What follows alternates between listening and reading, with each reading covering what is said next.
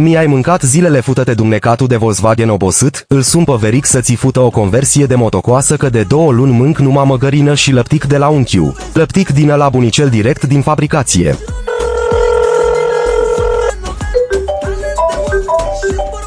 Alo Veric, ce faci sucăvărul flocităi?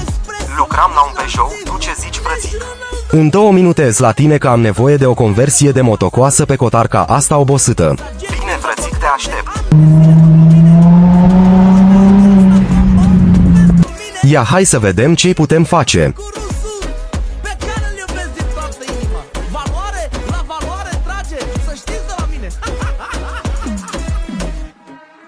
N-ai avezi acum consum 1% să moară Pamela la mine în beci de te mint.